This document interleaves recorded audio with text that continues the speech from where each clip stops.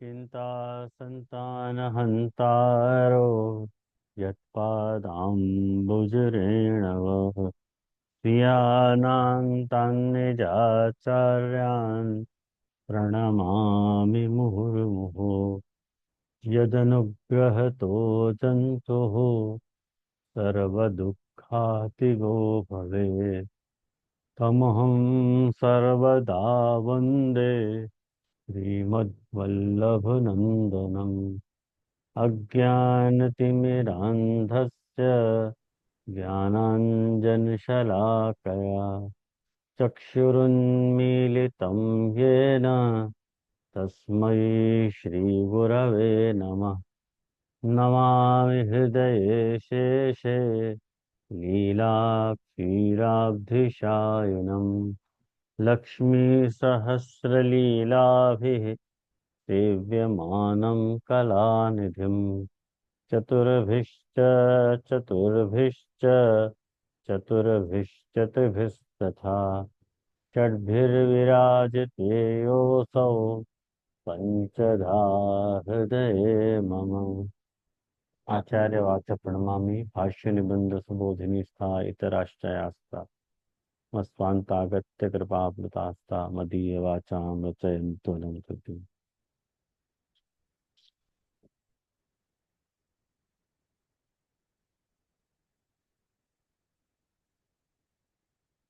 तो मायावाद निरासकृत को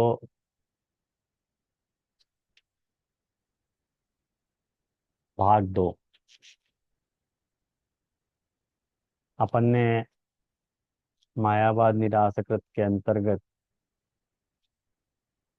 मैंने आपको जो है वो प्रकार बताया कि कैसे मायावाद निरासकृत आ रहे है। तो अब जो है आज आप लोगों को मैं एक दूसरा उदाहरण मायावाद निरासकृत के अंतर्गत देना चाह रहा हूँ और वो है शिशुपाल उद्धार। शिशुपाल उद्धार वाला जो अध्याय है वो अध्याय 74वां अध्याय है। भागवत के अनुसार 74वां अध्याय है और 74वां अध्याय जो है वो प्रमेय सात्विक साधन प्रकरण में आ रहा है। तो सात्विक साधन प्रकरण में अंतर्गत आने के कारण जितनी भी ठाकुर जी दुष्ट साधनता है और दुष्ट साधनता को राजस भक्तन की दुष्ट साधनता को ठाकुर जी निरोध करना चाह रहे हैं। वह प्रसंग के अंतर्गत आपको समझना चाहिए करके शिशुपाल वध में आप शिशुपाल के उद्धार में श्लोक नंबर 31 से 37 तक जो ये श्लोक हैं, 7 श्लोक, इन 7 श्लोकन में मायावाद मायावाद को निरूपण भयो है। मैंने ये मायावाद कैसे सर चढ़ के बोल रहे हो है सभा में, वो बात यहाँ पे अपने को समझनी चाहिए कि कैसा वो मायावादी जो है यहाँ पे सभा में चढ़ के बोल रहे हो है। कुल मिला के प्रसंग ये है कि भागवत को 74वां अध्याय यदि आप खोलोगे तो वह 74वें अध्याय के अंतर्गत भगवान की अग्र पूजा वाला अध्याय है ये। कि भगवान की माने भगवान की अग्र पूजा के लिए विचार हो रहे हो सभा में कि भगवान की अग्र पूजा होनी चाहिए। और कारण कि प्रभु जो है निर्दोष पूर्ण गुण है, या लिए युधिष्ठिर धर्मराज युधिष्ठिर संबोधित करके कह रहे हो ठाकुर जी को कि आप तो त्रिलोक के स्वामी हो, ब्रह्मा शंकर आदि जो है सब आपकी आज्ञा पावे के लिए तरसो कर रहे हैं वगैरह वगैरह। बहुत लंबी स्तुति अपन अपनी नहीं लिख रहे हैं। 5 श्लोकन में युधिष्ठिर द्वारा करी गई ठाकुर जी की स्तुति है और वाक्य बाद शुकदेव जी कह रहे हैं कि या प्रकार सु युधिष्ठिर ने कृष्ण की अनुमति सु मैंने जो जितने भी वेदवादी ब्राह्मण आते, जो ऋत्विज आचार्य वगैरह उनके रूप में उनको वर्ण कियो। और वाकई बात सभी लोग वहाँ सभा में उपस्थित थे, मतलब द्रोणाचार्य हैं, भीष्म पितामह हैं, कृपाचार्य हैं, धृतराष्ट्र हैं, दुर्योधन आदि के पुत्र वगैरह, महामति विदुर वगैरह सब वहाँ सभा में विराजमान है। और वह राजसूय यज्ञ को दर्शन करने के लिए देश के सब राजाएं जो हैं वहाँ उपस्थित थे। सब लोग वहाँ पे इन टोटली बुद्धिस्ट माने उपस्थित थे।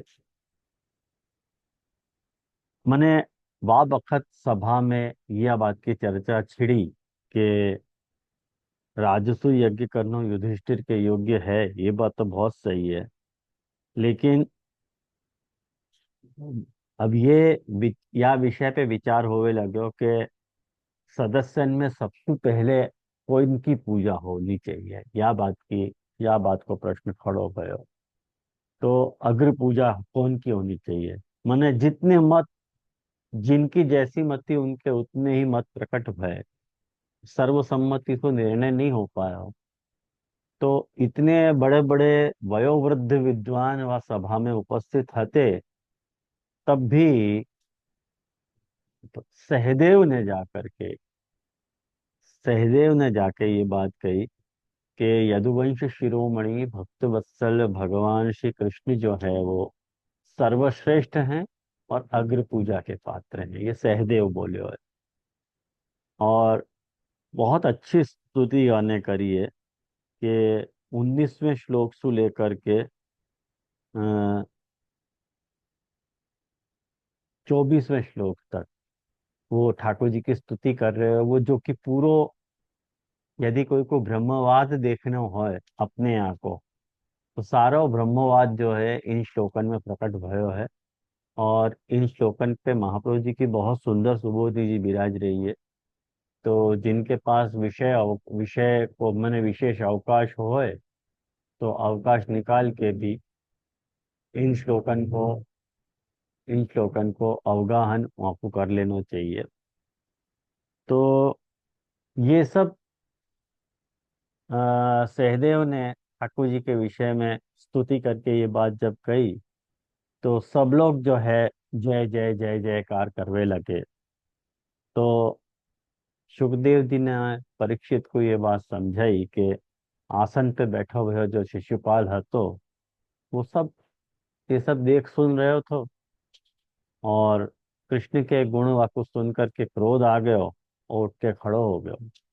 और भरी सभा में माने बहुत ही निर्भयता के साथ और असहिष्णुता के साथ, भागवत ऐसे वर्णन करे है, अत्यंत कठोर बातें माने कही कि ये 31वें श्लोक से लेकर के ये 37 श्लोक तक ये कटु वचन जो बोलो है, वो उन कटु वचनन को यहाँ पे अपन मायावाद के रूप में अपन ले रहे हैं।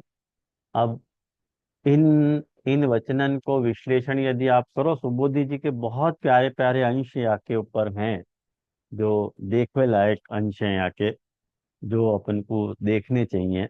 जैसे कि मैं आपको बताऊं कि हाँ, ये श्लोक नंबर 31 में कि ईशो दुरत्यय काल इति सत्यव्रती श्रुति वृद्धानामपि यद्बुद्धि बालवाक्यै विभिद्यते। ये जो श्लोक है, या श्लोक की सुबोधि जी में श्री महाप्रभु जी आज्ञा कर रहे हैं कि जिस शिशुपाल ने ये बात कही कि काल और ईश जो है वो अलंघ्य है, काल और ईश को उल्लंघ्य नहीं जा सके है, ये श्रुति सत्य कह रही है। ये बात तो बिल्कुल श्रुति सत्य कह रही है। क्योंकि समय समय को जो बल है, काल को जो बल है, वाक्य कारण वृद्धन की बुद्धि भी बालकन के कहने से बदल जा रही है। ये वाने ये ये मायावाद को देखो, वाक्य पर नशा चढ़ रहा है, मायावाद के वचन बोल रहे हो है वो। और महाप्रभु जी शिशुपाल की व्याख्या कर रहे हैं कि शिशुपाल जो है वह को स्तुत्यात्मक स्तुत्यात्मक अर्थ भी हो सके है, शिशुपाल को, और शिशुपाल को निंदात्मक भी अर्थ हो सके है। आप, ये तो महाप्रभु जी की वाणी को कौशल है कि महाप्रभु जी ने कैसे वो शिशुपाल शब्द को उद्धृत कियो है कि शिशु नाम पालक शिशुपाल, ये स्तुति वाला अर्थ है। जो शिशु को पालन करे है वो शिशुपाल है। और पल समूह पाल, मांस राशि, वो भी शिशुपाल है। पल को जो समूह है वो पाल है। मतलब पल को अर्थ हो गए मांस, मांस को जो समूह है वह पाल कहे हैं। तो शिशुपाल तो मांस को ढेर है, तो हमें नाम मंत्र की बुद्धि नहीं है। या तेरे लिए यार, आप तो सु बकवाद कर रहे हो है। शिशुपाल में बुद्धि लेवे को निर्णय ही नहीं है। वो ये कह रहे हो कि जो वृद्धन को भी बुद्धि नहीं है, वो या बच्चा में बुद्धि है। बच्चा ने, सहदेव ने ये बात सभा में, माने द्रोणाचार्य, कृपाचार्य, जो सब इतने सारे विद्वान लोग हते, भीष्म पितामह वगैरह, उन सभान के बीच में सहदेव ने ये बोलने की हिम्मत दिखाई और ठाकुर जी की स्तुति करी। तो वो लगातार या वास्तु जाकू महा ठाकुर जी के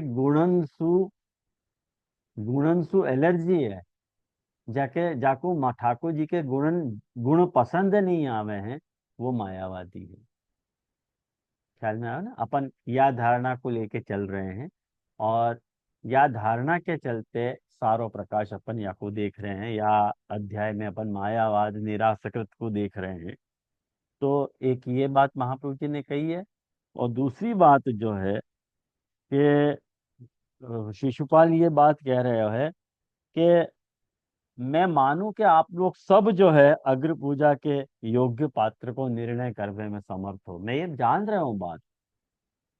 या लिए आप लोग या बालक सहदेव की बात को ठीक नहीं मानो कि कृष्ण ही अग्र पूजा के योग्य हैं। आप लोग खुद निर्णय लो ना। या बालक की बातन में क्यों आ रहे हो कि ये बालक जो है वो जो क्या है वो आपको मानने के लिए विवश हो। या लिए वाप, या के कृष्ण ही अग्र पूजा के योग्य हैं, ऐसा जो शिशुपाल बोल रहे है ना। तो महाप्रभु जी वो कह रहे हैं कि शिशुपाल के मुख से जो कृष्ण नाम निकले हो है, ध्यान तो सुनियो ये बात, कि शिशुपाल के मुख से जो कृष्ण नाम निकले हो है। तो महाप्रभु जी ये बात कह रहे हैं कि देखो, तादृशा नाम अनुचितम अंशमाह कृष्ण इति, कृष्ण शब्दो दुष्ट मुखान निर्गत है। कृष्ण शब्द जो है दुष्ट के मुख से निकले है। आई समझ में। और वाक्य कारण मालिन्य योगान, मलिनता को वाको संबंध, कृष्ण नाम को मलिनता को संबंध भयो, या लिए मलिन ही निकले है। या लिए कृष्ण को अर्थ कालो हो जा रहा है वह वक्त, कृष्ण को अर्थ कृष्ण रह नहीं रह करके कृष्ण को अर्थ श्याम हो जा रहा है। माने कालो, कालो मतलब निंदा के आशय में, क्योंकि मलिन व्यक्ति को संबंध भयो ना कृष्ण नाम को। ये महाप्रभु जी के वाक्पति की सोच है, ये बहुत सुंदर है। या लिए महाप्रभु जी ये बात कह रहे हैं कि शिशुपाल स्वयं कालो है, मलिन है। या लिए बने कृष्ण शब्द भी वाही भाव से कहे हुए है, महाप्रभु जी कह रहे हैं। या लिए अनुचित कार्य सभासद करेंगे तो यज्ञ के कार्य में विलंब होगा, ऐसा वाक्य लग रहे हो है। तो ये देखो, कृष्ण के संदर्भ में यदि अ, अनधिकारी व्यक्ति कृष्ण को नाम बोल रहे हो है, तो वहां में भी बहुत, मैंने वाको संबंध, वाको स्वरूप भी अपने को समझ में आ कि वो जैसो है वैसे ही तो वो बोलेगा ना। ये तो अपन ने, आप जितने भी जलभेद की क्लास अटेंड कर रहे हैं या में सो, वो यह बात को समझ जाएंगे कि जो है, जो मैंने कृष्ण नाम को जो है व्यापार आदि के लिए वापर रहे है, वाकु महाप्रभु जी की इतनी भर्त्सना कर रहे हैं कि जलार्थमेव गर्तास्तु, नीचा गानों को जीवे न होकर के, वेश्यादि सहिता मत्ता गायक आकर तो संगीतान हो। तो ये अपन देख सके हैं। ऐसे ही सभी सभी श्लोक जो हैं उनमें कुछ न कुछ खासियत या तरह की महाप्रभु जी ने बताई है। तो ये ऐसे, यहाँ में ये जो एक बात और आई है, एक मिनट। वहां में आप देखो, 34वें श्लोक में, सदस सदस सदसत्पतिन अतिक्रम्य गोपाल कुलपांसनः यथा काकः पुरोडाशम सपर्याम कथम अर्हति। ये जो श्लोक है, या श्लोक में देखो, शिशुपाल यूं कह रहे हुए कि यज्ञ की भूल चूक बतलाने वाले जो सदसत पति हैं, उनको छोड़ के ये जो कुल कलंक ग्वाला है, वो अग्र पूजा को अधिकारी कैसे हो सके? क्या कौआ कभी यज्ञ के पुरोडाश को अधिकारी हो सके है? ऐसा वो ठाकुर जी के लिए कह रहे हैं। देखो मायावाद कैसो प्रबल वाक्य सर पे हावी है, ठाकुर जी के लिए या तरह से वचनामत कह रहे है। तो महाप्रभु जी यूं कह रहे हैं कि ये जो अने गोपाल, कुलपांसन और कौवा, ठाकुर जी के लिए ये तीन माने गाली प्रयुक्त करी है कि ये गोपाल है, और जो है कुलपांसन है। कुलपांसन मतलब कुल को कलंक रूप है। वो कौआ जैसो है, जो यज्ञ के पुरोडाश को अधिकारी नहीं हुए, कारण कि ऐसा मानो जाए कि जब बखत यज्ञ चल रहे होवे, वह बखत कौआ यदि वाके ऊपर से उड़ भी जावे ना, तो सारी सामग्री छू जाए, ऐसे मानो। तो याकू तुम अग्र पूजा के योग्य कैसे मान रहे हो? तो ये ये जो तीन माने दूषण ठाकुर जी के लिए प्रयुक्त करे थे, महाप्रभु जी ने ये तीन दूषण शिशुपाल के लिए ही यूज करके बताएं कि खुद अपने लिए ही बोल रहे हो कि मैं ही गोपाल हूँ, मैंने मैं इंद्रियन को पोषक हूँ। वो गो को अर्थ है एक इंद्रिय भी हो गए। तो मैं इंद्रियन को पोषक हूँ, मैं इंद्रियन में आसक्त हूँ, और मैं कुल को कलंक हूँ। खुद अपने लिए बोल रहे हो, महाप्रभु जी कह रहे हैं। और वो अ, कौवा ही है। क्यों कौवा है? जैसे एक बात समझो कि यहाँ पे अन्य प्रकार को भावार्थ महाप्रभु जी ने प्रकट कियो है कि काक पद नहीं लेकर के अकाक पद प्रकट कियो है, जाको अर्थ करें कि कम सुख, कम माने वो, माने सुख दुख जाको नहीं है, वो काक है, ऐसे अर्थ कर रहे हैं। एग्जैक्टली मुझको अभी मैंने देखो 15-20 मिनट पहले ये शब्द तो, या लिए मेरी वाक्य पर ज्यादा, वाक्य पर मैं मंथन नहीं कर पाया, समय नहीं रह पाया मुझको। लेकिन काक शब्द को अर्थघटन महाप्रभु जी ने निंदा के अर्थ में खुद शिशुपाल के लिए प्रयुक्त करके वहां सिद्ध किया है। तो ये अपन देख सके हैं कि कैसे महाप्रभु जी अ, शिशुपाल के मुक्सु मायावाद प्रकट हो रहा है, और वह मायावाद को निराश जो है ठाकुर जी ने कियो है यह अध्याय में। जैसे ठाकुर जी ने शिशुपाल को जो उद्धार कियो सुदर्शन चक्र से, तो वो मायावाद निरासकृत यहाँ प्रकट भयो है। और ऐसो ही एक तीसरा और क्षेत्र है मायावाद निरासकृत को, और वो है पुंडरीक को। पुंडरीक वाला जो अध्याय है, तो पुंडरीक मतलब, सॉरी, पौंड्रक, जो भागवत के अनुसार 66वां अध्याय है, आप लोग देखोगे 66वें अध्याय में, 66वें अध्याय में आप देखो,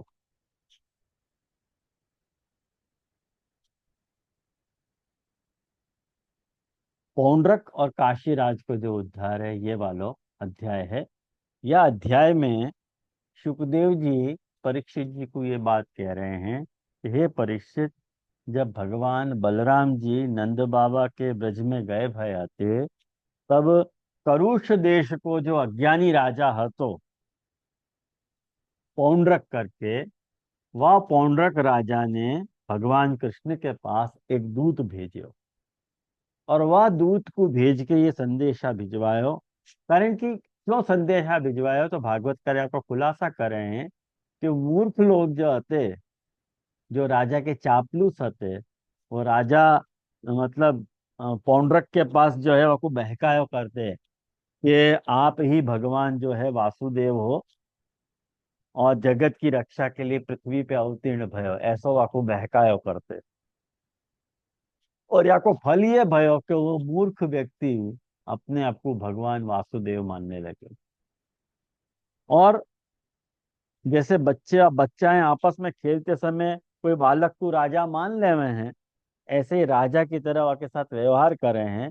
ऐसे ही वह मंदमती अज्ञानी जो पौंड्रक હતો, वाने वो अचिंत गति जो भगवान वासुदेव हैं, उनके पास एक दूत भेज, उनके लीला को और रहस्य को तो पहचानो नहीं, और उनके पास एक दूत भेज दियो। और दूत ने क्या कही, वो श्लोक नंबर 5 में आप देखो। ये पूरो को पूरो मायावाद यहाँ प्रकट भयो है कि वो दूत ये बात कह रहे है कि एकमात्र मैं ही वासुदेव हूँ, दूसरो कोई नहीं है। प्राणियन पे कृपा करवे के लिए मैंने ही अवतार ग्रहण कियो है। ये जो अपने को जो आत्मश्लाघा हो रही है, अपने लिए स्वयं के लिए जो आत्मश्लाघा उत्पन्न हो रही है कि मैं ही सब कुछ हूँ, मैं ही कुछ हूँ, अहम अहम, अहम ब्रह्मास्मि, अहम ब्रह्मास्मि। ये देखो, ये मायावाद है। जैसे है ना, जैसे अहम ब्रह्मास्मि जो है, अ, वेद को बड़ा प्रचलित श्लोक है, श्रुति है अहम ब्रह्मास्मि। लेकिन महाप्रभु जी भी अहम ब्रह्मास्मि को कोट कर रहे हैं। लेकिन महाप्रभु जी को अहम ब्रह्मास्मि जब बोल रहे हैं, तो भार अहम पे ना आकर के ब्रह्म पे आ रहे हैं। जैसे शंकराचार्य जी जब कह रहे हैं अहम ब्रह्मास्मि, तो भार अहम पे आ रहे हैं कि अहम ब्रह्मास्मि। और महाप्रभु जी कह रहे हैं अहम ब्रह्मास्मि। ये देखो, ये बोलने की जो काकू है, काकू समझो ना आप। काकू मतलब बोलने की स्टाइल। हाँ, स्टाइल। हाँ, बोलने की जो स्टाइल है कि अपना वजन कहाँ आ रहा है, कि अहम ब्रह्म अस्मि, तो अपने को आत्मश्लाघा नहीं है, ये अपने को अहोभाव प्रकट में हो रहा है कि अपन ब्रह्म है करके। और वहां अहोभाव प्रकट नहीं हो रहा है, खुद को अ, अहोभाव प्रकट हो रहा है कि भाई अहम ब्रह्मास्मि, मैं ही ब्रह्म हूँ। वातरे को तो ये यात्रे को भाव देखो, पौंड्रक को भी प्रकट हुआ है कि एकमात्र मैं ही वासुदेव हूँ, अहम एक एव न च अपर। ये बोल रहे हो पौंड्रक। प्राणियन पे झूठ मूठ मैंने प्राणियन पे कृपा करने के लिए मैंने ही अवतार लियो है, तुमने झूठ मूठ अपनो नाम वासुदेव रख लियो है, यूं कह रहे हो। तुम तू मिथ्या अभिधाम, वाकू छोड़ दो, त्यज यदुवंशी। तुमने मूर्खतावश मेरे चिन्ह धारण कर रखे हैं, उनको छोड़ के तुम मेरी शरण में आ जाओ। और मेरी बात यदि तुमको स्वीकार नहीं हो तो मुझसे युद्ध करो। ये सारो मायावाद परक वचन है, जाको माँ ठाकुर जी ने यहाँ आगे वाको बहुत सुंदर वाको पौंड्रक को उद्धार किया है। यहाँ में आप देखो, बहुत बहुत बड़ो अध्याय है ये, आप लोग पढ़ लीजिए। तो यहाँ पे भी आपको मायावाद निराशकृत के दर्शन होंगे या अध्याय में भी। तो अपन ने 3 स्थलन पे मायावाद निराशकृत को देखियो, और यह नाम की गुसाई जी के नाम के साथ या की संगति को विचार किया। तो मुझको लगे आपको ये बहुत ज्यादा मैं विस्तार नहीं कर रहा हूँ, कारण कि अपन को मूल विषय पे रहना है। और यदि आपको स्पष्टीकरण के लिए मैं आपको खाली दिशा निर्देश कर दूं हूँ कि आप वाह स्थलन पे जाके वाकू देख लो। आज अपन जो है एक नयो नाम जो है वो देखेंगे, वो है कौन सो। जरा जे एक छोटो सो प्रश्न હતો। हाँ बोलना भाई। जो आप श्री ने अभी आज्ञा करी वो शिशुपाल के प्रसंग में कि वाके मुख सो कृष्ण नाम निकले सो मलिन भयो। हम्म। तो फिर यहाँ में अजामिल के प्रसंग को में वाको उद्धार भयो, वहां मलिनता नहीं भई, ऐसो क्यों? काहे कि वहां वाकी भी तो दुष्टता ही है ना अजामिल की। वास्तव में अजामिल की क्या बात कर रहे थे? अजामिल को क्यों पकड़ा है? अपन को भी पकड़ ले। बात जो है, बात वो नहीं है कि कौन से मुक्सु, कौन के मुक्सु, कौन को नाम कब कैसे और क्यों निकल रहे हो। बात वो नहीं चल रही। बात ये है कि भगवत इच्छा सर्वोपरि। नाम ध्यान अर्चनादिकं पुरस्कृत्य हरे वीर्यं निरूप्यते। ये महाप्रभु जी षष्ठ स्कंद के भागवतात प्रकरण के प्रथम श्लोक में आज्ञा कर रहे हैं कि नाम, ध्यान और अर्चन, इन तीन के द्वारा, मतलब षष्ठ स्कंद के तीन प्रकरण हैं। आप तुम लोगों को पता होगी कि जी षष्ठ स्कंद में 18 अध्याय हैं, और वो 18 अध्याय जो है तीन प्रकरण में विभाजित है, नाम, ध्यान और अर्चन में। तो महाप्रभु जी ये समझाना चाह रहे हैं कि हरे है वीर्य, इन तीन के द्वारा हरि को वीर्य, मतलब हरि को अनुग्रह निरूपित किया जा रहा है यहाँ। कि यूं बताया जा रहा है कि ठाकुर जी को उद्धार करने के लिए स्वयं अवतीर्ण होवे की आवश्यकता नहीं है, ठाकुर जी को नाम ही काफी है। ये बात जब ठाकुर जी को करवानी है तब नाम के द्वारा उद्धार दिखा रहे हैं। अन्यथा अब अपन नाम ले रहे हैं तो क्यों अपना उद्धार नहीं हो रहा है? क्यों अपने को विष्णु दूत नहीं ले आ रहे हैं, लेवे के लिए आ रहे हैं? आई ना। जी जी तो जरा। ठाकुर जी की इच्छा के ऊपर कि जब ठाकुर जी को दिखाना है, जब ठाकुर जी वो सामर्थ्य प्रकट कर रहे हैं, और ठाकुर जी को जब नहीं दिखाना है तो वो सामर्थ्य को कुंठित कर रहे हैं। अपने को लगे कि नाम में सामर्थ्य नहीं है कछु भी, लेकिन वो भगवत इच्छा के ऊपर सारो दारो मदार है कि ठाकुर जी कब अपनो सामर्थ्य प्रकट करवाना चाह रहे हैं और कब नहीं। नाम ले लेके भी थक जाओ तो भी उद्धार नहीं हो रहा है। अजामिल जैसे महापापी को उद्धार हो गयो, और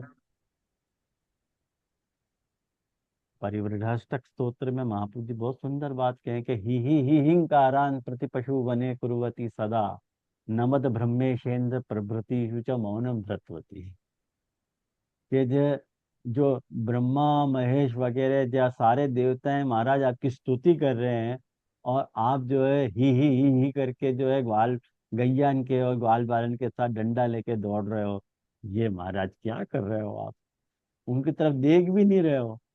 अब वो ठाकुर जी को नाम ले रहे हैं तो उनकी तरफ क्यों नहीं देख रहे हैं Thakur ji? Again, once again, भगवान इच्छा के ऊपर सारो तारो मदार है कि ठाकुर जी कब कौन को उद्धार करेंगे, कैसे करेंगे और क्यों करेंगे। ये सारो जो है मन निर्णय भगवान के ऊपर अपने को छोड़ना चाहिए। अपन को अपना साधन प्रकरण, अपना साधन पक्ष अपने को देखना चाहिए कि अपन साधन के लिए क्या कर रहे हैं। अपन वहाँ महाप्रभु जी के बताए गए साधन को अवलंबन कर रहे हैं या नहीं कर रहे हैं, ये अपने को देखना चाहिए, है ना। जी जी जराज। तो मायावाद निरासकृत के बाद जो है 74वां नाम आ रहा है, सदा प्रसन्न वदना। या नाम में अब अपन प्लेटिनम जुबली की तरफ बढ़ रहे हैं, 75 नाम हो जाएंगे। अभी एक नाम और बाकी है। बहुत खुशी हो रही है मेरे को कि पहुंचे तो सही, कि सदा प्रसन्न वदना। मैंने आपको सदा, वदन मतलब मुखारविंद, सदा प्रसन्न रहे है। मैंने आपको मुखारविंद हमेशा प्रसन्न ही है। सदा प्रसन्न वदनाय नम ऐसे कह रहे हैं। तो या के विवरण में जो है श्री देवकी नंदन जी आज्ञा कर रहे हैं कि सदा सर्वदा प्रसन्नम हर्षयुक्तम वदनम हास्यम यस्य सतत। कि सदा सर्वदा प्रसन्नम, प्रसन्न को अर्थ कर रहे हैं हर्षयुक्तम, खुशी सु जो, आनंद सु जो संपन्न है। वदन, वदनम, वदनम को अर्थ कर रहे हैं हास्यम, हास्यम मतलब मुख। यस्य जाको, स तथा, वो ऐसे वैसे हैं। माने जिनको सदा सर्वदा प्रसन्नता सु भरो भय मुख है, ऐसे श्री गोसाई जी हैं। ऐसे रघुनाथ जी या नाम में कह रहे हैं। तो यूँ कह रहे हैं कि सताम, सताम को अर्थ कर रहे हैं भक्ता नाम, आसमंतात प्रसन्नानि वदनानि यस्मात् इति वा तत्र हेतुभूत नामांतर। अब दूसरो नाम बाद में कहेंगे। तो मैंने जो है आपके, मैंने आपके मुख कमल को दर्शन करने के उपरांत आपके भक्तजन भी सदा प्रसन्न रहे हैं, ये आपके मुखारविंद को प्रताप है। तो ये नाम तो ऐसे देवकीनंदन जी ने तो सहज में कह दियो है। और या के बाद जो याको जो वो है सदा प्रसन्न वदनों को भागवत अर्थ को भागवत से याको कंपैरिजन, तो आप देखो कि दशम स्कंद को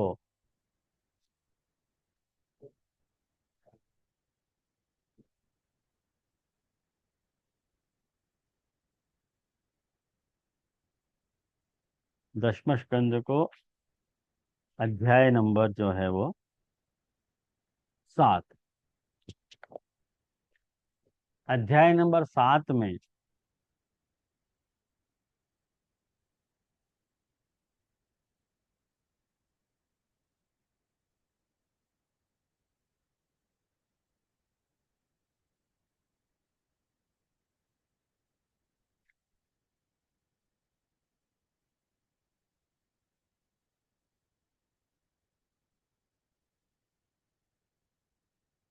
एक मिनट,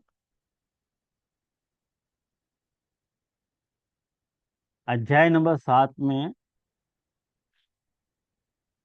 शकट भंजन और तृणावर्त उद्धार को जो अध्याय है, वह अध्याय में आप देखो, वह अध्याय में भागवतकार ये बात कह रहे हैं कि सुखदेव जी ने यह बात को खुलासा की हो कि भगवान कृष्ण के करवट बदलने को उत्सव मनाए जा रहे हो, तो कि भाई करवट बदली है ठाकुर जी ने, बहुत खुश थे यशोदा जी और नंदराई जी, ठाकुर जी ने करवट बदली है। और वही दिन उनको जन्म नक्षत्र भी है, तो रोहिणी नक्षत्र जो है, तो वह समय ब्राह्मण लोग मंत्र पढ़ के आशीर्वाद वगैरह सब दे रहे थे। और सबने नंदराई जी वगैरह ने और यशोदा जी ने सब उनको खूब सत्कार किए, और ठाकुर जी जो एक छकड़ा के नीचे सोए भये थे, और ठाकुर जी को वो पांव चरणारविंद लगते ही वो छकड़ा जो है वो उलट गया, और छकड़ा पे रखे भये जो दूध दही आदि जितने भी सामग्री थी सब फूट फाट गए, और छकड़ा के पहिया जो और धुरे वगैरह जो भी थे वो सारो जुआ फट गयो। और करवट बदलने के उस समय जितनी भी स्त्रियां आई भई थी, वे सब और यशोदा वगैरह या घटना को देख के परेशान हो गए, और आपस में कहने लगे, करे भाई ये क्या हो गया, ये छकड़ा अपने आप उलट कैसे गए, या बात की चर्चा होने लगी। तो कोई भी आपको कारण नक्की नहीं कर पाए। तो वहां खेलते भय बालक ने, गोपन ने और गोपियन ने कही, ये कृष्ण ने ही रोते रोते अपने पांव की ठोकर सु या को उलट दियो है, ऐसा ठाकुर जी वो भागवतकार कह रहे हैं, या में संदेह नहीं है। लेकिन गोपन ने उनकी बातन के ऊपर विश्वास नहीं कियो, और यशोदा जी को भी ऐसा लगे कि कोई ग्रह आदि को उत्पात है। एक बात समझो, एक या संदर्भ में आपको एक अपने यहाँ की एक बड़ी मीठी बात मैं आपको बताऊं कि सब लोग यूं माने हैं कि अपन यशोदा जी के भाव से ठाकुर जी की सेवा कर रहे हैं, और अपने यहाँ यशोदोत्संग लालित विराज रहे है, ऐसो अपन माने हैं। लेकिन ठाकुर जी से पूछो ना, महाप्रभु जी से पूछो ना, तो महाप्रभु जी यह बात को कहे हैं कि वास्तव में अपने यहाँ पुष्टि भक्ति को जो मॉडल है ना, वो यशोदा जी नहीं है। अपने यहाँ पुष्टि भक्ति को मॉडल देवकी जी है, यशोदा जी नहीं। अब आपको कारण क्यों क्यों कारण ऐसो है, वादिन भी अपने यहाँ परसों ही यह बात की अपने यहाँ रामनवमी के दिन चर्चा भई थी, या की है उषा बिना याद होगी आपको ये बात। तो अपन ने यह बात की चर्चा करी थी वादिन। हाँ जैसे। हाँ, कि यशोदा जी जो है वो अपने यहाँ भक्ति को जो स्वरूप मानो गयो है, वो जो है महात्म्य ज्ञान पूर्वक सुदृढ़ सर्वतोधिक स्नेह जो है भक्ति को स्वरूप मानो गयो है, कि जहाँ ज्ञान और स्नेह दोनों ही वहां पे मौजूद होने चाहिए। कहें कि जहाँ ज्ञान होए और स्नेह नहीं होए तो भक्ति नहीं है, और स्नेह होए और ज्ञान नहीं है तो भी भक्ति नहीं है। तो यशोदा जी को तो केवल जो है स्नेह हतो, ज्ञान नहीं हतो, यानी यशोदा जी को भक्त नहीं है, स्नेह भरपूर होता है, या में तो कोई शंका की बात नहीं है। लेकिन देवकी जी के सामने तो ठाकुर जी चतुर्भुज रूप से प्रकट भय और अपने महात्म्य को बोध भी कराए हो कि मैं ही तुम्हारे युवा माम पुत्र भावे न ब्रह्म भावे न चा सकत, ये बात कह रहे हैं कि तुम मेरी जो है ब्रह्म भाव सु और पुत्र भाव सु मेरी सेवा करो, मेरा सेवन करो। तो वो अपने आप पुष्टि भक्ति को आदर्श मॉडल मानो गयो है कि जा बखत अपने यहाँ विराजत हुए कृष्ण जो है वाकु अपन जो है यशोदा मने क्रोड़ स्थितोपि सकल जगदाधारो भवति, ये बात अपन कह रहे हैं कि जा बखत वो यशोदा जी को अपनी गोदी को आधार बना रहे है अपनो ठाकुर, वह बखत अपने को ये भूलना नहीं चाहिए कि अपनो प्रभु सकल जगत को आधार है। लेकिन लीला में लीला जो है अने यशोदा जी को अपनो आधार गोदी को आधार बनायो है, ये बात अपन समझना चाहिए। तो देवकी जी ने पुत्र हो जावे के उपरांत भी ठाकुर जी में कृष्ण स्वरूप उनको महात्म्य ज्ञान स्फुरित हतो, प्रकट हतो, स्मरण हतो, तब भी ठाकुर जी की कृष्णवत मने मने स्नेह सु कृष्ण की सेवा देवकी जी करते थे। तो ये अपन समझ सके हैं, यानी अपन या उदाहरण में आप देखो कि साफ भागवतकार या बात को कह रहे हैं कि यशोदा जी ने समझो कि ये कोई ग्रह आदि को उत्पात है, उनको महात्मा स्फुरित नहीं हो रहे है यशोदा जी को, यहाँ ख्याल में आयो ना।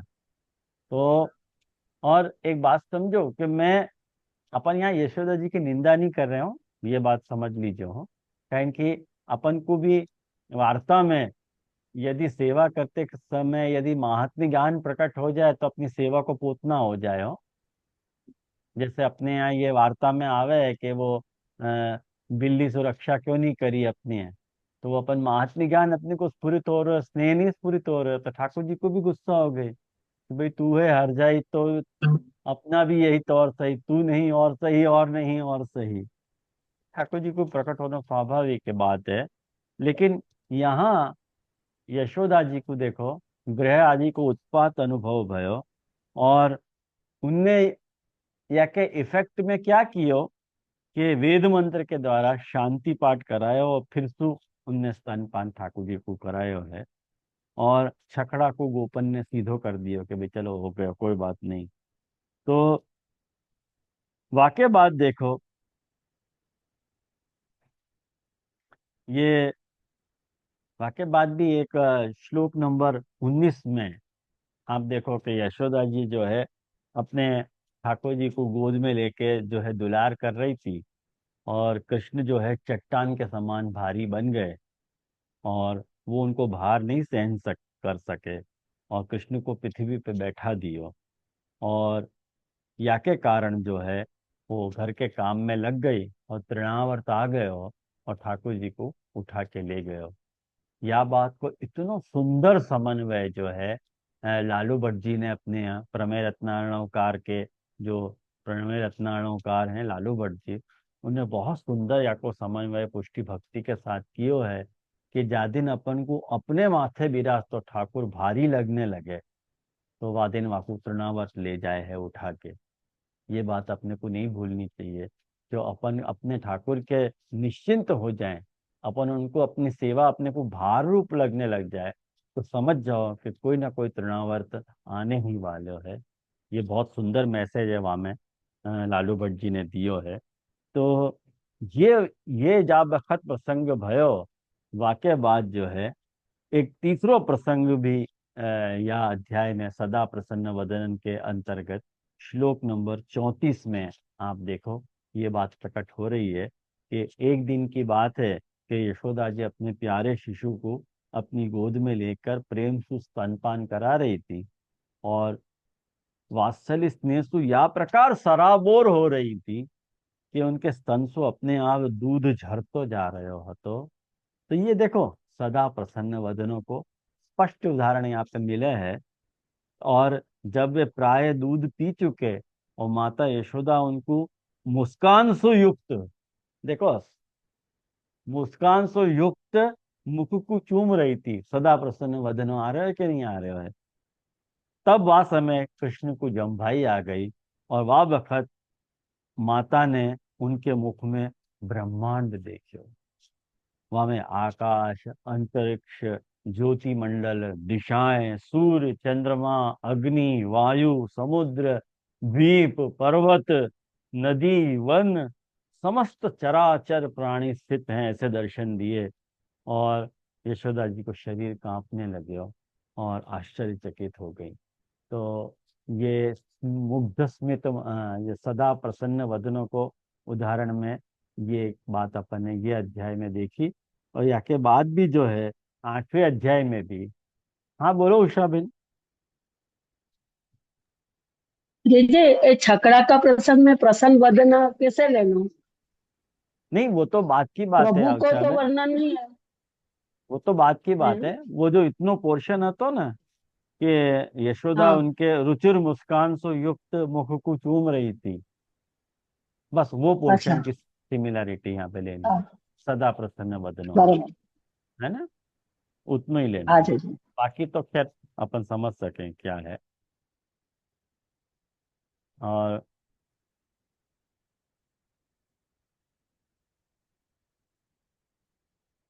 और ये पूरा अध्याय जो है ना, जहाँ में नामकरण, संस्कार और बाल लीला आ रही है, ये भी पूरा अध्याय जो है सदा प्रसन्न वदन को समर्पित है। यहाँ पे हमें देखो ठाकुर जी की विभिन्न बाल लीला को वर्णन आ रहा है, जहाँ बाल लीला के वर्णन में ये सब बातें आ रही हैं।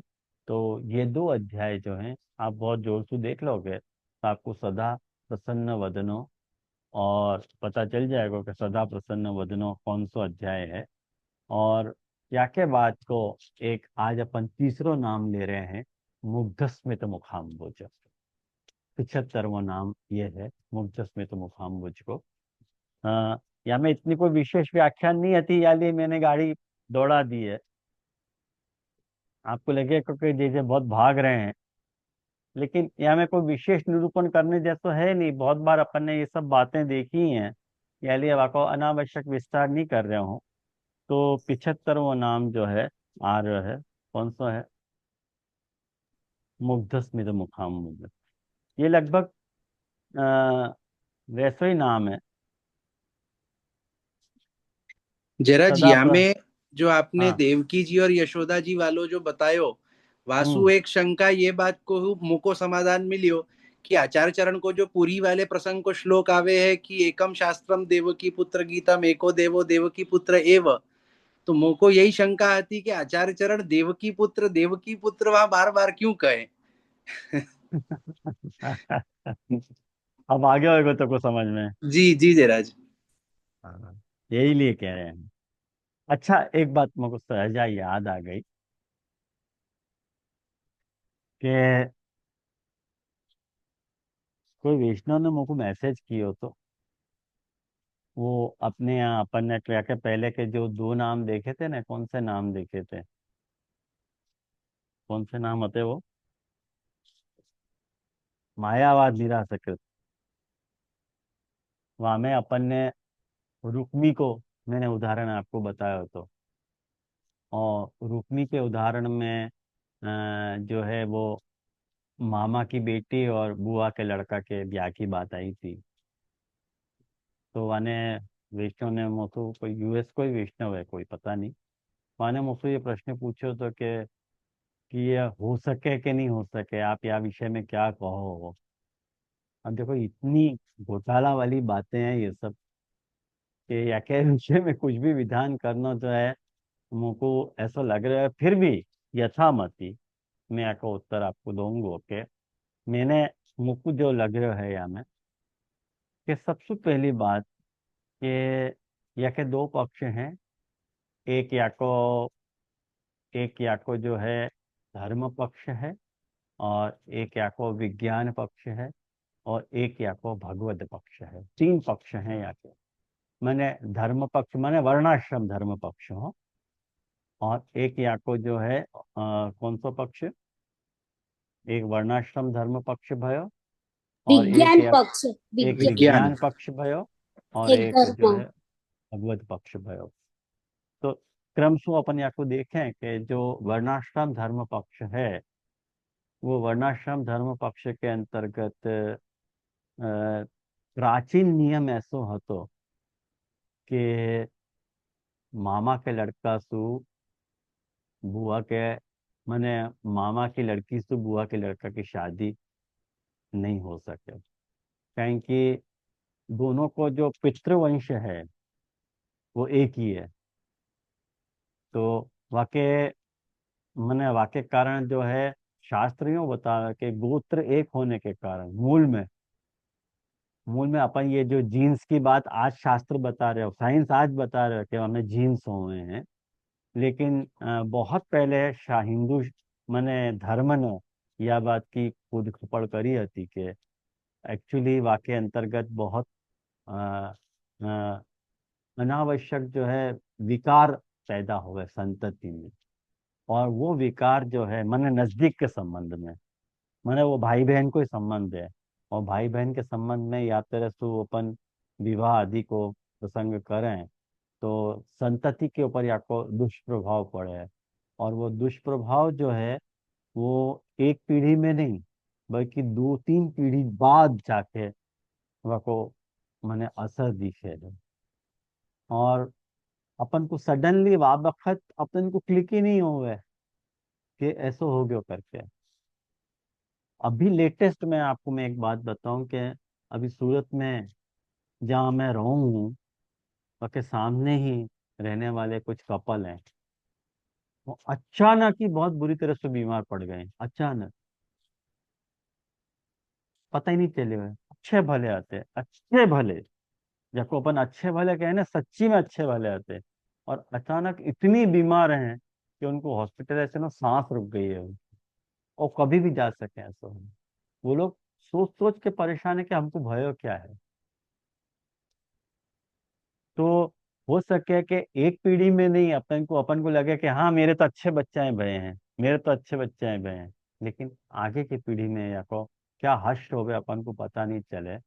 और ये जो बात अपनी शास्त्र की है, वाकु जो है वो साइंस प्रूव करे है कि मैंने बहुत नजदीक के संबंध में जहाँ विवाह संबंध हुए हैं वहाँ जेनेटिकली जेनेटिकली जेनेटिक डिसऑर्डर पैदा होने जो नॉर्मल संतति में नहीं हुए हैं। जैसे कोई कोई एक हाथ अच्छो बोलो तुम्हारा हो तो लूलो हो जाए, बहुत प्रयास करें तब भी नहीं कुछ है। ऐसे मैंने 8-10 उदाहरण दिए हैं। तो डॉक्टर का नाम मैं भूल गया, वो अच्छा बोला नाम है तो आपको मैं पूछ के मैं सर्च करके आपको बताऊंगा वो डॉक्टर का नाम, ताकि आप लोग बाकी यूट्यूब के वीडियोस पे आपको सर्च करके समझ सको वह बात को। वो माने वो हस्बैंड एंड वाइफ को यही रिसर्च है, यही के ऊपर वो अपना पूरा जीवन उनने समर्पित किया है। माने मेडिकल माने रिसर्च कर रहे हैं वह के ऊपर कि शास्त्र ने क्यों मना करी है इतने संबंध की, जबकि कई हिंदू शास्त्र में ऐसा रिवाज देखने को मिला है कि खासकर दक्षिण में तो ऐसे कहना है कि जो है बुआ की लड़की मिले तो पहले वाकु लो, बाद में कोई दूसरी कन्या मिले तो वाकु लो। लेकिन मुझको लगे है कहीं ना कहीं इस शास्त्र के प्रति जो है अपनी नकारात्मक और अज्ञानात्मक दृष्टि को ही प्रभाव है कि अपन ने शास्त्र को बराबर कंसल्ट नहीं किया है, शास्त्र को बराबर विचार नहीं किया है करके अपन को याद रहे तो अपन ने अपनी सहमति से ये सारे निर्णय ले लिए हैं और उनको धर्म शास्त्र में इनकॉर्पोरेट कर दियो है। बाकी शास्त्र तो मना कर रहे हो, नहीं तो भागवत में ये वचन क्यों आता। मूल में जो वैष्णव ने मुझको प्रश्न कियो तो वाने ये प्रश्न कियो तो कि ठाकुर जी ने अलाउ कियो तो कियो कैसे, ये वाको प्रश्न तो।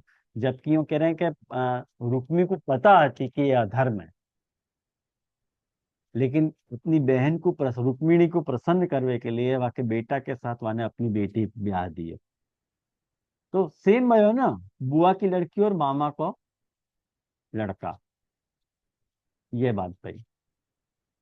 तो ये दो पक्ष तो मैंने आपको बताए, बाकी जहां तक तीसरे पक्ष को सवाल है, भगवत पक्ष को, वह भगवत पक्ष के संदर्भ में मैं एक उल्लेखनीय खुलासा ये करना चाहूं कि कभी भी जो मनुष्य समाज है, वह मनुष्य समाज को अपने कर्तव्य और अकर्तव्य के निर्णय जब लेने हों कि कौन सी चीज कर्तव्य है, कौन सी चीज अकर्तव्य है, तो वहां में ठाकुर जी के कर्तव्य को आदर्श नहीं बनाना चाहिए कभी भी, कि भाई ठाकुर जी ने जो करो वो हम भी करेंगे।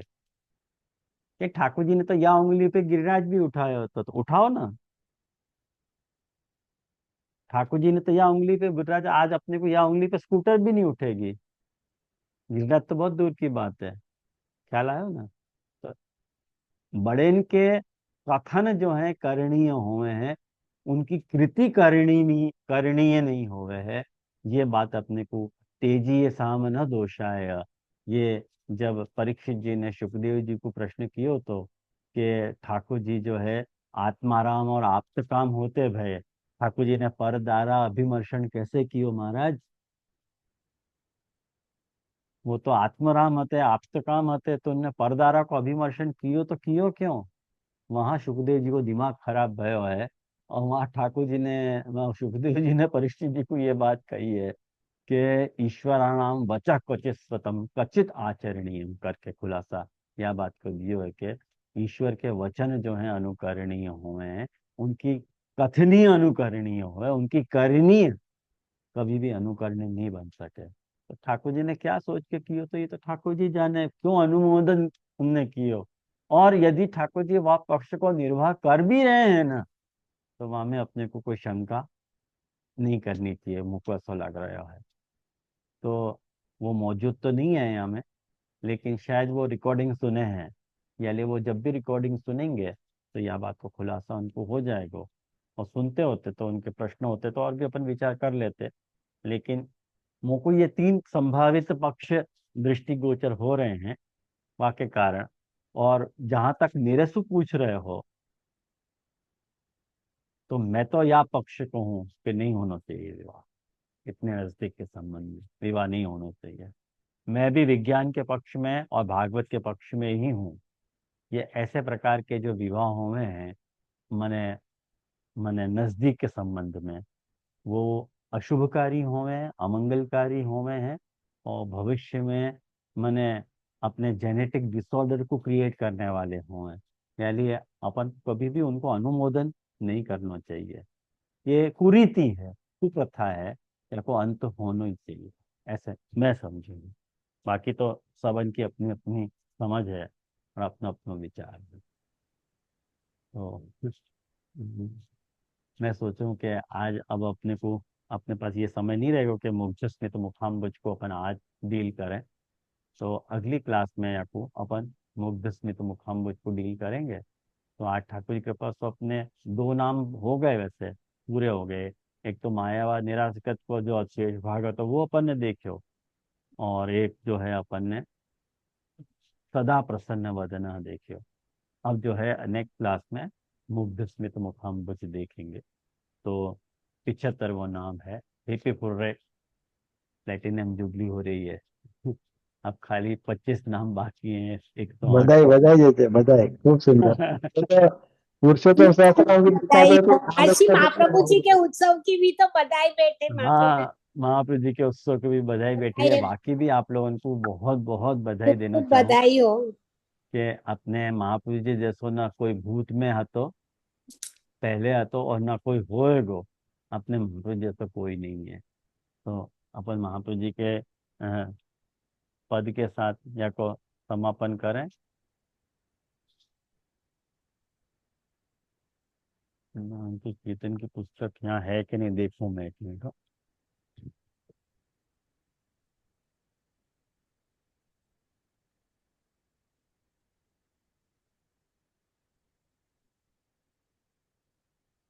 जी जी, आप कृपा करके अगर वो कीर्तन कर सको, श्रीमद आचार्य चरण चिन्ह को ध्यान ही में सदा। प्यास के मारे मेरा गला रुंध गया। हाँ तो देखे आना चाहिए तो ना, कि मैं देखे आऊँ इतना नहीं बोलती। फिर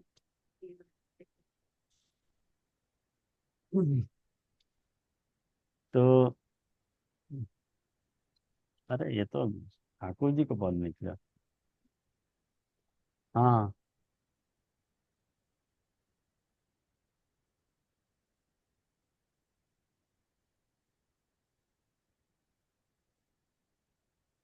तो श्रीनाथ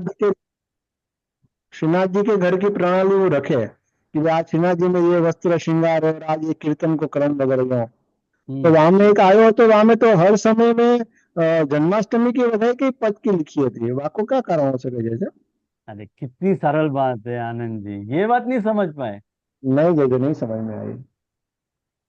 अरे आप महाप्रभु जी कैसे? ठाकुर जी एक ही बात है ना। अच्छा, तो अपन तो महाप्रभु जी की बधाई करें ना घर पे, तो ठाकुर जी के हाँ सम्मुख तो तो। बधाई में ठाकुर जी पहले के बाल है। महाप्रभु जी उत्सव के दिन जो है हाँ अपन महाप्रभु जी के पद गा रहे हैं, और जब हम्म। बधाई बैठ रही है तो ठाकुर जी के अपन पद गा रहे हैं। वो अच्छा ये बात को संकेत है कि अपने लिए महाप्रभु जी का उत्सव as good as Thakur ji का उत्सव है। अच्छा अच्छा अच्छा। श्रृंगार जब अपन ठाकुर जी के करें आज, तो हम्म। आज कहूँ ते या गोकुल में अद्भुत बरखा आई हो, ये पद गाया जाए। जय हो। अच्छा। हाँ तो वो पद देखो जन्माष्टमी को है। बराबर, हाँ जैसे। मारू वाला पद। हाँ हाँ। आज कहूँ ते या गोकुल में अद्भुत बरखा आई हो। ये देखो मारू में बहुत सुंदर पद है। तो जो वही याद गा लो ना, जन्माष्टमी को ही कचू तो एक ही हो जाएगा। तो नहीं मिल गया मुझको अब। ओके। मेरे तो तुम ही हो श्री वल्लभ स्वामी।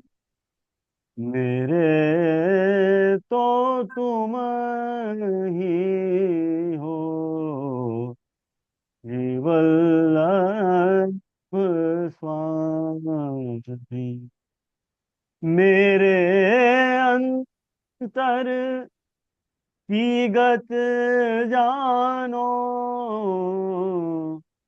तुम ही अंतर्यामी। मेरे तो